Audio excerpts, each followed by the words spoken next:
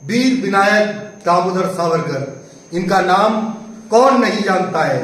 हमारे भारतवर्ष की भूमि में 28 मई 1883 को इस सपूत का जन्म हुआ, जिन्होंने अंग्रेजों के मान्यता को भी खंडित कर दिया। जैसा कि हम जानते हैं, ईसाई पुनर्जन्म में विश्वास नहीं करते, लेकिन वीर विनायक दामोदर सावरकर ने उनकी नाक में इतना दम कर दिया कि उन्हें 2 जन्म की सजा सुनानी पड़ी। 2 जन्म यानी कि आजीवन कारावास होता है 1 जन्म का, जिसे 25 वर्ष कहते हैं, और इस क्रांतिकारी को 50 वर्ष की सजा सुनाई गई। आइए हम जानते हैं, विनायक दामोदर सावरकर को सेलुलर की जेल में रखा गया, जिसे काला पानी की सजा भी भारत में कहते थे। काला पानी की सजा क्यों कहते थे, इसके मैं कुछ अंश आपको बताऊंगा, जिससे आप जानेंगे यह सजा बहुत ही भीषण थी। इसलिए दुर्दांत बड़े से बड़े अपराधी इस सजा के लिए तैयार नहीं होते थे, बड़े डरते थे कि क्या करें, माफी मांग लिया करते थे।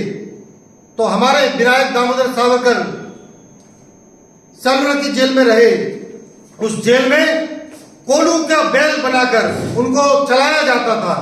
10 वर्ष तक कड़ा संघर्ष किया, लेकिन उन्होंने हार नहीं मानी। इसके साथ साथ वे एक साहित्यकार भी थे, सृजनकार थे। उन्होंने लिखना नहीं छोड़ा, बहुत सारी कविताएं उन्होंने वहां पर लिखी। और ये वो क्रांतिकारी थे जिन्होंने एक ऐसा लेखन कार्य किया जिसके प्रकाशित होने से पूर्व ही अंग्रेजों को उस पर प्रतिबंध लगाना पड़ा। 1857 की क्रांति को इन्होंने सबसे पहले प्रथम स्वतंत्रता संग्राम कहा। इन्होंने कहा कि ये हम भारतीयों के द्वारा बड़ी व्यवस्थित क्रांति थी, ऐसा नहीं था कोई अचानक से हो गई। इस क्रांति के लिए बाकायदा एक प्लानिंग बनाई गई थी। ये प्लानिंग क्या थी कि किस किस प्रकार, किस किस स्थान पर, कहां कहां पर कौन क्रांति करेगा। जब आप इस पुस्तक को पढ़ेंगे तब आप जानेंगे, उसमें पूरा उन्होंने डिटेल में बताया गया है कि क्रांति क्यों हुई, उसके क्या कारण थे और इसकी शुरुआत कहां से हुई, पूरा सावरकर जी बताते हैं।